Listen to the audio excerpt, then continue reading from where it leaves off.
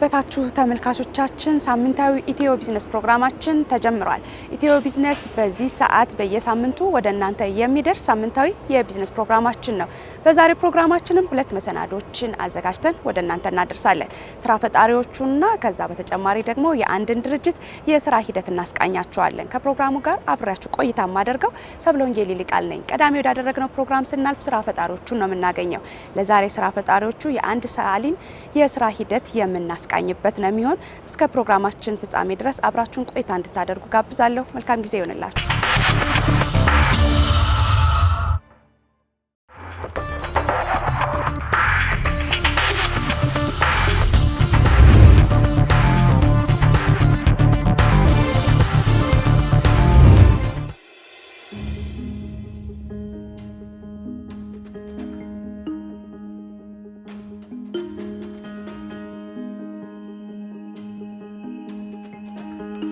ለኔ አርት ማለት ህይወቴ ነው ብዬ ነው ማስበው።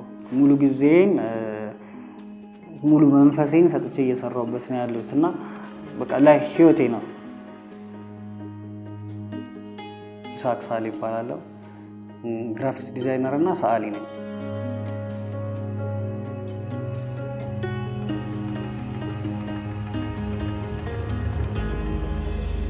እንደ ማንኛውም ህፃን ያው ኳስ ተጫዋቼ ነው ያደግኩት።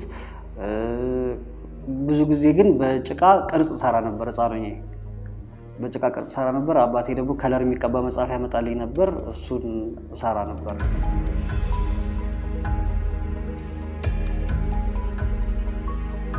ፍቃዱ የሚባል አጎት አለኝ። ስዕል ሁሌ ስሞክር ያይ ነበር። ከዛ እሱ ወደ ፑሽኪን የህፃናት ትምህርት የ6 ወር ኮርስ እንድማር ወደዛ ጠቆመኝ። እዛ ደግሞ ጓደኞቼ ሌላ ትምህርት ቤት ጠቆመኝ፣ ወደ መድኃኒዓለም ወደ አስኮ። ድሮይንግ ብቻ እርሳስ ብቻ ነው የሚያስተምሩት ሰውየው። እዛ 1 ዓመት ተምሬያለሁ። ወደ ፑሽኪን የህፃናት ኮርስ ነበር። እዛ 6 ወር መሰረታዊ ድሮይንግ፣ ወተር ከለር እና ስኬች እዛ ተማርኩኝ። ከዛ ልክ ወደ 9ኛ ክፍል ስገባ ትምህርት ቤት ጠቆሙኝ፣ እዛ ተማሪዎቹ ማለት ነው። ወደ መድኃኒዓለም ቲቸር ተስፋ ይባላሉ። በጣም ጎበዝ አስተማሪ ናቸው። 1 ዓመት ከሰዓት ጧት ትምህርት ቤት ተማርኩ፣ ከሰዓት ስዕል ተማርኩኝ ማለት ነው።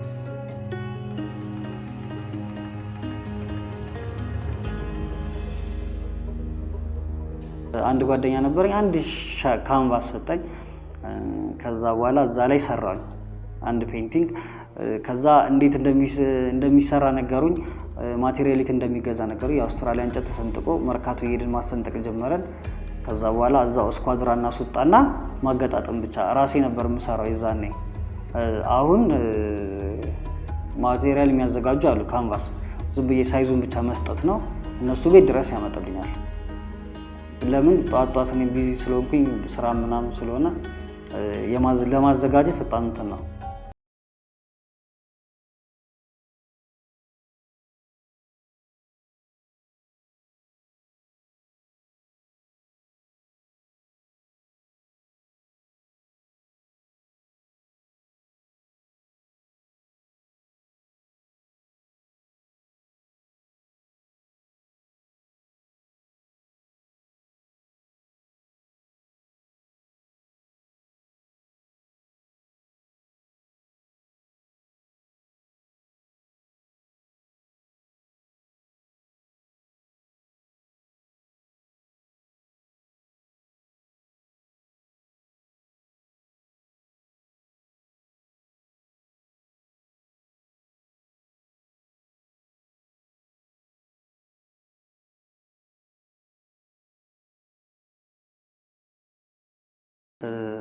ነፍሷን ይማረውና እሷ አስተማሪ ጋር ትደውላለች። አስተማሪ እኔ ጋር ይደውልና የሚሰራ ክሊፕ ነበረ በአኒሜሽን ማለት ነው። ከዛ በኋላ እኔን ይጠራኛል፣ ስኬች ልንሰራላት እንሄዳለን። ከዛ ከብስራት ይባላል፣ ብስራት አማረ፣ ከሱ ጋር ተዋወቅን።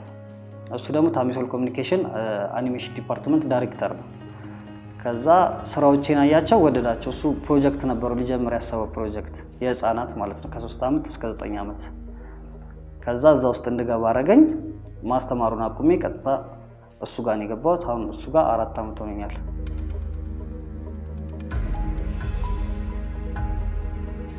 ያስተማርኩኝ ሁሌ የምተኛ ልጅ አለች እሷ ታሪክ እና እሷን አያት ነበር ከዛ ስኬች አረኩት ወረቀት ላይ ወረቀቱን ወደ ቀለም ቀየርኩት ሁሌ ስኬች ቡክ ቦርሳዬ ውስጥ አለ ሁሌ እሰራለሁ በቃ የመጣልኝ ነገር ሁሌ አሰፍራለሁ እንጂ ቦታ የሆነ ቦታ ጸጥ ያለ ቦታ ጫጫታ ያለበት ቦታ ምናምን ብዬ አልወስነው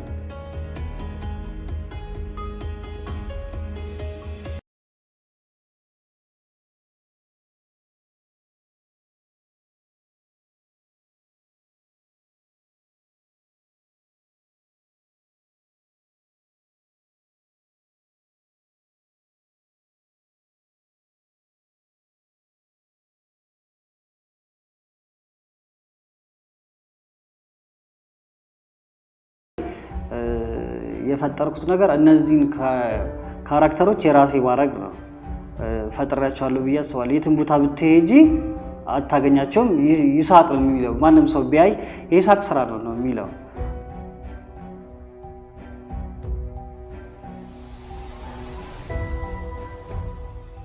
ጽዮን ኪሮስ ትባላለች የልጆች መጽሐፍ መስራት ትፈልግ ነበር ከዛ እንዳጋጣሚ የተገናኘ ነው ስራዎቼን አይቻቸው ቢገርምሽ ነገር እኔን አታቀኝም ከ20 በላይ ፔንቲንጎች አሏት የኔ ከጋለሪ የገዛችውና በጣም ደስ ያላት ስላወቀችኝ ማለት ነው ከዛ አብረን ስራ ስቶሪ ልስተ እና አብረን ስራ ምናምን አለችኝ ከዛ ስቶሪ ተቀበልኩኝ 5 መጽሐፍ ሰራን አንድ መጽሐፍ ነው ሰርቻለሁ ከ15 በላይ ኤግዚቢሽን አውጥቻለሁ 2 ኤግዚቢሽን በግል አውጥቻለሁ ወደ መጽሐፍም ቀይሬው ያለው ወደ አሻንጉሊትም አሁን መቀየር ያሰብኩኝ ነው እና ሰፊ ነገር ነው ይሄን ብቻ አይደለም ሰራው መጽሐፎች የልጆች የተረት መጽሐፍ ያዘጋጀው ነው ኮይካ ሚል የጃፓን ፕሮጀክት ነበር እዛ ላይ 4 መጽሐፍ ሰርቻለሁ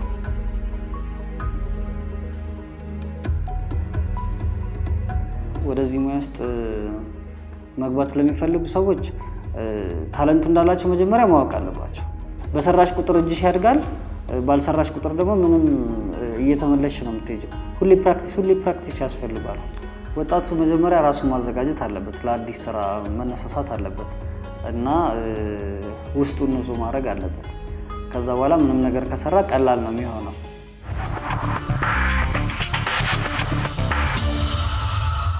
ኢትዮ ቢዝነስ ፕሮግራማችን አሁንም እንደቀጠለ ነው ተመልካቾቻችን ወደ ቀጣይ ዝግጅታችን ስናልፍ የምናገኘው የናይል ኢንሹራንስን የስራ ሂደት ነው የሚሆነው ይህ ኢንሹራንስ ኩባንያ እንግዲህ የቀዳሚ ከሚባሉት የግል ኩባንያዎች መካከል አንዱ ነው የዚህን ኩባንያ የስራ ሂደት በቀጣይ መሰናዷችን እናስቃኛችኋለን በድጋሚ መልካም ጊዜ ይሁንላችሁ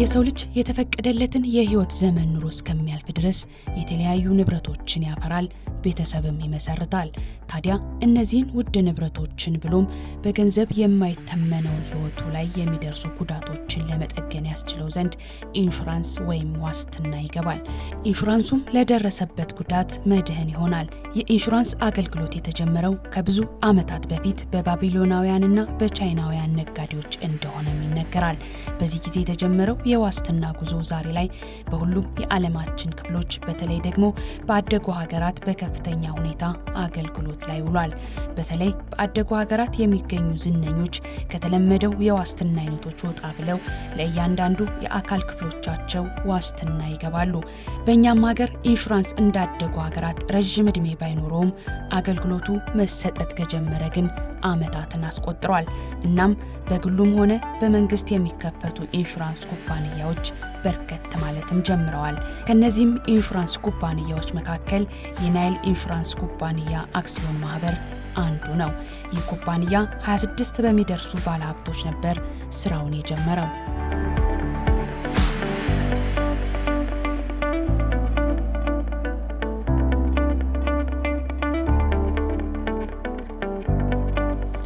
ናይል ኢንሹራንስ ኩባንያ በ1987 ዓመተ ምህረት በ12.5 ሚሊዮን ብር የተከፈለ ካፒታል የተቋቋመ ኩባንያ ነው። እንግዲህ 1987 እንደመመስረቱ 23 ዓመት በኢንሹራንሱ ዘርፍ እየተንቀሳቀሰ ያለ ኩባንያ ነው ማለት ነው። በአሁኑ ወቅት ኩባንያው 41 የሚሆኑ የተሟሉ በአገሪቱ በመላው አገሪቱ የተሟላ የቅርንጫፍ ስርጭት ያለው ኩባንያ ነው። ከዚህ ውጪ አንድ አገናኝ ቢሮ በሞጆ ከተማ አለው።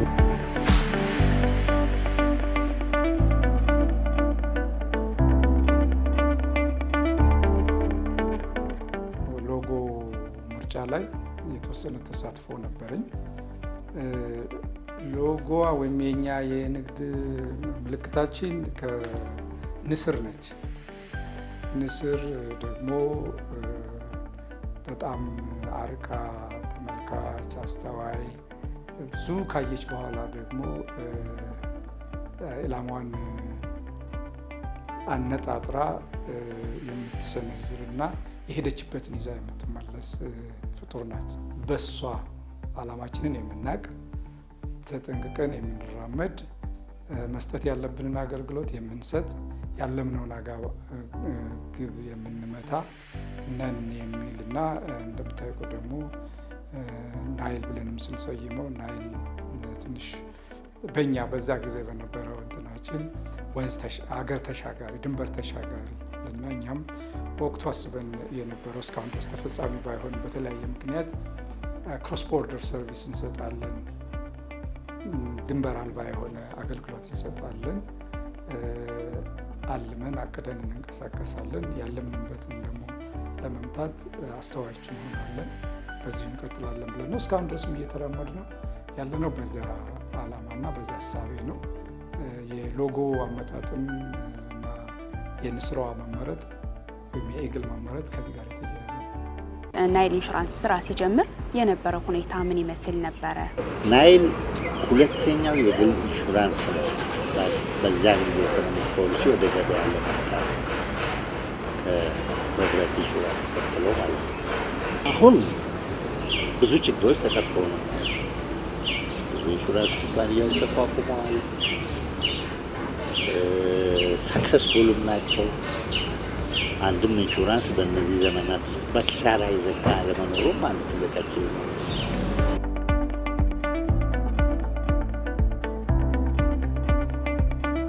ናይል ኢንሹራንስ ኩባንያ 41 ቅርንጫፎች በክልልና በአዲስ አበባ ከተማ ያሉት ሲሆን በእነዚህም ቅርንጫፎች ከ45000 በላይ ደንበኞችን እያስተናገደ ይገኛል። 365 የሚሆኑ ሰራተኞች ያሉት ኩባንያው 60 በመቶ የሚሆኑት ወንዶች ሲሆኑ 40 በመቶ የሚሸፍኑት ደግሞ ሴቶች ናቸው። በኩባንያው ከምስረታ ጀምሮ አሁን እስካለበት ደረጃ ድረስ እያገለገሉ ያሉ በርካታ ሰራተኞች ይገኛሉ። በዚህ ኩባንያ የሚሰሩ ሰራተኞች 59 በመቶ የሚሆኑት ዲግሪና ከዛ በላይ የትምህርት ደረጃ ያላቸው ናቸው። ናይል ኢንሹራንስ በ1987 አካባቢ ነው ሲቋቋም አብረን የተቋቋም ድርጅቱን አቋቋም ነው ማለት ነው። ሲቋቋም እንግዲህ የተወሰኑ ሰዎች ነበር። የሚገርም ቴዎድሮስ አደባባይ ነበረ።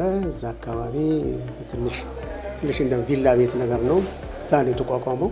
ከዛ በኋላ ጥሩ ሰራተኞች ስለነበሩት ማለትም የበሰሉ ማቹርድ የሆኑ በዚህ በኢንሹራንስ ኢንዱስትሪ የቆዩ ሰዎች ስለነበሩ በጣም ፈጣን በሆነ ሴልሶችም አሉ። እነዚህ ኩባንያውን ለማሳደግ ኩባንያውን ለመለወጥ ትልቅ ደረጃ ለማድረስ ጥረት አድርገዋል።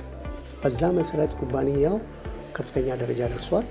ከዛ ቅርንጫፍ መክፈት ጀመረ። ያ ነበር እንደገና የውጪ ወደ 22 ምናምን እዚህም 20 ምናምን አለ። እዚህ ደግሞ ከተማ ውስጥ ወደ 20 አካባቢ ብራንቾች አሉት። እነዚህ ብዙ ሰራተኞችን የያዘ ነው። እኔን ብትጠይቅኝ አሁን ናይል እየሰራው ልጆቼን አስተምሬያለሁ፣ ነገር ደርሻለሁ። ሲመሰረት ቁጥራቸው ማወቅ ባልችልም በወቅቱ ከሽያጭ ወኪል ውጭ ከ15 እና ከ16 የሚበልጥ አልነበረም። ሰራተኛውም በዚያን ልክ እጅግ ከራሱ አብልጦ የሚያየው ቤት ስለነበረ እንቅስቃሴው መልካም ነበር። ሰራተኛውም የኔ ነው ብሎ የሚሰራና የሚንቀሳቀስ ነበርና በወቅቱ የነበሩ አለቆችም በእውነት ከራሳቸው በላይ ለድርጅቱ ህልውና ራሳቸውን አሳልፈው ይሰሩ የነበሩ ናቸው። ኩባንያው በአሁኑ ጊዜ የጠቅላላ መድን ዋስትናና የረጅም ጊዜ ወይም የህይወት መድን አገልግሎቶችን እየሰጠ ይገኛል። እነዚህ አገልግሎቶችም በውስጣቸው በርካታ ዘርፎችን ያካተቱም ናቸው። በጠቅላላ መድን ዋስትና ስር የሚገኘው የተሽከርካሪ መድን ዋስትና ኩባንያው ከፍተኛ የካሳ ክፍያ የሚሰጥበት ነው። ኩባንያችን በኢንሹራንስ ዘርፉ የጠቅላላ መድን አገልግሎትና ህይወት ነክ ወይም የረጅም ጊዜ መድን አገልግሎት ይሰጣል። ከጠቅላላ ኢንሹራንስ አገልግሎቶች ውስጥ በዋናነት የተሽከርካሪ ዋስትና፣ የእሳት ቃጠሎ ዋስትና፣ ኢንጂነሪንግ ዋስትናዎች፣ የባህር ላይ ጉዞ ዋስትናዎች የሚጠቀሱ ሲሆን እንዲሁ በህይወት ነክ በሆኑ ዋስትናዎች ደግሞ ቡድን መድን ዋስትና፣ የግለሰብ ህይወት ዋስትና፣ ኢንዶመንት ዋስትናዎችና የረጅም ጊዜ የህይወት ዋስትናዎችን እንደዚሁ ለተጠቃሚዎች እያቀረበ ይገኛል።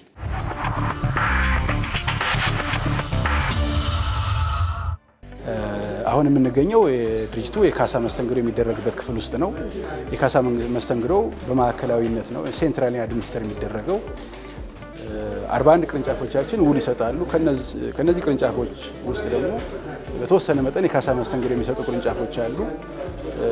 ነገር ግን አጠቃላይ የካሳ መስተንግዶ የሚሰጠው እዚህ ክፍል ውስጥ ነው። እንደምታያቸው ሰራተኞቻችን በስራ ላይ ነው ያሉት። ሚክሳቸው በወጣት የተገነባ የሰው ኃይል ነው ያለውና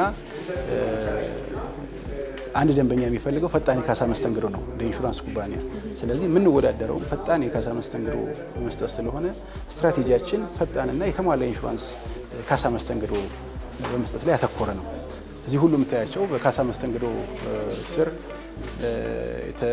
የሚሳተፉ ሰራተኞቻችን ናቸውና በአብዛኛው ማለት ይቻላል በካሳ መስተንግዶችን ደንበኞቻችን ደስተኞች ናቸው። አሁን ያሉትን አንዳንድ ጥቃቅን ችግሮችም እያረምን ወደፊት የተሟላና የተሻለ የካሳ መስተንግዶ ለመስጠት ከፍተኛ ጥረት እናደርጋለን። ጥሩ። እንግዲህ የዋስትና ክፍል ውስጥ ነው አሁን የምንገኘው። እንደው በትንሹ አንድ ሰው ዋስትና ለማግኘት ወይም ደግሞ ካሳ ክፍያውን ለማግኘት በትንሹ ምን ያህል ጊዜ ይወስዳል? ከፍ ያለ ጊዜስ ደግሞ ምን ያህል ቆይታ ያደርጋል? በምን ያህል ጊዜ ውስጥ የዋስትና ወይም የካሳ ክፍያ ይሰጠዋል? ደንበኞች የኢንሹራንስ አገልግሎት የሚገቡት የካሳ ክፍያን ታሳቢ በማድረግ ነው። ባልታሰበ ሁኔታ አደጋ ሲደርስባቸው ተገቢውን የካሳ መስተንግዶ አገኛለሁ በሚል እይታ ነውና ናይል ኢንሹራንስ ኩባንያ ፈጣን የካሳ መስተንግዶ ለመስጠት ሁልጊዜም ጥረት ያደርጋል። የጊዜ ርዝማኔውን የሚወስነው የቀረበው የካሳ ጥያቄ ኮምፕሌክሲቲ ይመስለኛል። እንዲሁም የኢንሹራንስ ኩባንያ የሚፈልጋቸው ሰነዶች በተሟላ ሁኔታ መቅረባቸው። እንደ ኢንሹራንስ ኩባንያችን እምነት ዶክመንቶች ወይም አስፈላጊ ማስረጃዎች ተሟልተው እስከቀረቡ ድረስ ፈጣን የካሳ መስተንግዶ ለመስጠት ሁልጊዜም ዝግጁ ነን ብዬ ነው የማምነው። የቀረበው የካሳ መስተንግዶ በአንድ ሳምንት ያልቃል፣ በአንድ ወር ያልቃል የሚለውን የሚወስነው የዶክመንቶች መሟላትና የቀረበው የካሳ ጥያቄ ኮምፕሌክሲቲ ነው ብዬ አስባለሁ።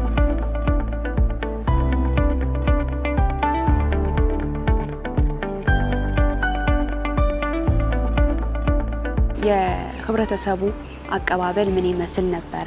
ደንበኞችን ለማፍራትስ እናንተ እንዴት ትሰሩ ነበረ? ተአማኝ ለመሆን አገልግሎቱን ቀጣይነት እንዲኖረው ለማድረግስ ምን ይሰሩ ነበረ? ምን አይነት ስራዎች ነበር የሚሰሩት? እንግዲህ ደንበኛው የአገልግሎት ቅልጥፍና ይፈልጋል። ያኔም አሁን ወደፊትም አሁን ካለው የበለጠ ቅልጥፍና ይፈልጋል። አንዳንድ አዲስ በወቅቱ የነበሩትን እንጠቀም ያልናቸው ቴክኖሎጂዎች ነበሩ። ለምሳሌ ፋክስ በዛን ጊዜ እንዳሁኑ ኦብሶሊት ነገር አለ። የባህር ላይ ጉዞ ማሪን ኢንሹራንስ አንድ ዕቃ ተጭኖ ከመንቀሳቀሱ በፊት ኢንሹራንሱ መሸፈን አለበት። ለእኛ ፋክሱ ከደረሰ ጉዞውን ቀጥሎ ነበር የምንላቸው እንጂ ፖሊሲው ለእነሱ እስኪሰጥ ድረስ አትንቀሳቀሱ አንላቸው። ናይል ኢንሹራንስ በሁሉም የሀገሪቱ ክፍል ተደራሽ ለመሆን እየተንቀሳቀሰም ይገኛል። አዲስ አበባና በክልል ከተሞች የሚገኙ የቅርንጫፎቹ ቁጥርም 42 ደርሷል። አጠቃላይ ሀብቱ 1 ቢሊዮን ብር የደረሰው ኩባንያው አገልግሎት ከመስጠቱ ባለፈ በኢንቨስትመንትም እየተሳተፈ ይገኛል። ኩባንያችን ቅድም እንዳልኩት ከ23 ዓመት በፊት የተመሰረተው 12.5 ሚሊዮን ብር ካፒታል ነበር። በአሁኑ ወቅት የተፈቀደ ካፒታሉን ወደ 500 ሚሊዮን ያደረሰ ሲሆን ከዚህ ውስጥ ከ300 ሚሊዮን በላይ የሚሆን ገንዘብ የተከፈለ ነው።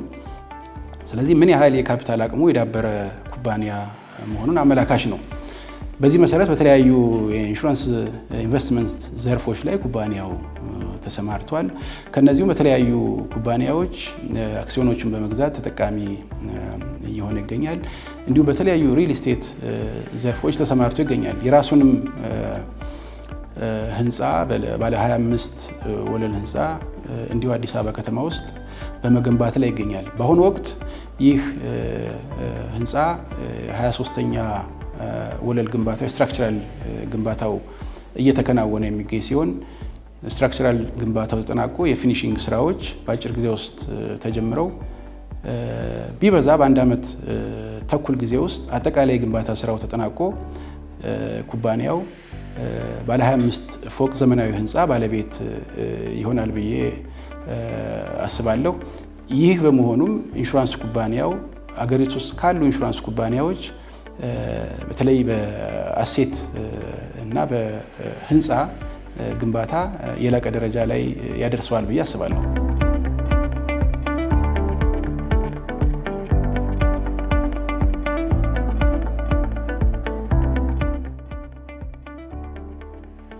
ኩባንያው ይጠቀምበት የነበረውን የማኑዋል አሰራር በመቀየር ለአለፉት 14 ዓመታት 41 ቅርንጫፎችንም በቴክኖሎጂ በማስተሳሰር አገልግሎት በመስጠት ላይ ሲሆን ይህንንም አሰራር ወደ ተሻለ አሰራር ለመቀየርና የደንበኞቹን ፍላጎት ለማርካትም እየሰራ ይገኛል። እንግዲህ ናይል ቀዳሚ ነው። በኢንሹራንስ ሲስተም በመጠቀም የኢንሹራንስ ሲስተምን በመጠቀም ከዛሬ 14 ዓመት ቀደም እንደደንገርኩሽ ጀምሮ ሁሉም ማኑዋል ሲስተም በሚጠቀሙበት ሰዓት በኢንሹራንሱ ዘርፍ ናይል ኢንሹራንስ የመጀመሪያው ነው ኢምፕሊመንት በማድረግ።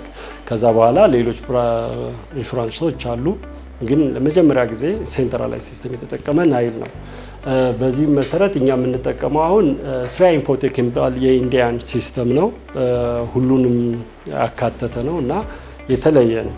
አሁን ግን በአሁኑ ሰዓት እየተጠቀምን አሁን ምን እያደረግን ያለ ነው? ሲስተሙን አፕግሬድ ለማድረግ ጥረት ላይ ነው ያለ ነው። ኦልሞስት ሁሉንም ክንውኖች ወይም ደረጃዎችን ጨርሰናል። ፍሎት የማድረጉንም የማወዳደሩንም ዊነሩን አዋርድ የማድረግም እንዲሁም አድቫንስድ ፔይመንትም ከፍለን አሁን ኦልሞስት በጥቂት ወራት ውስጥ በሚቀጥሉት ወራቶች ውስጥ ኢአርፒ ኢንተርፕራይዝ ሪሶርስ ፕላኒንግ ማለት ከዚህ በፊት ያልነበሩ ሲስተሞችን አካተን ልንሰራ እያሰብን ነውና ናይል ኢንሹራንስ ኩባንያ ቀደምት የኢንሹራንስ ሶፍትዌር ተግባራዊ በማድረግ የሚታወቅ ኩባንያ ነው። በአሁኑ ወቅት ይህንኑ ኢንሹራንስ ሶፍትዌር ለማበልጸግ ወይም አፕግሬድ ለማድረግ ህንድ ሀገር ከሚገኘው ኩባንያ ጋር ውል ተፈራርሞ የማበልጸግ ስራውን በቅርቡ ይጀምራል። ይህም ለኩባንያው የተሻለ የደንበኞች አገልግሎት ለመስጠት የሚያስችለውን ብቁ ሁኔታ ይፈጥራል ብዬ አስባለሁ።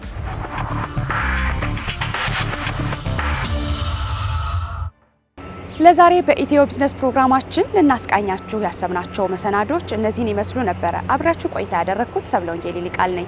ሳምንት በተመሳሳይ ፕሮግራም እስከምንገናኝ ድረስ መልካም ጊዜ ይሁንላችሁ።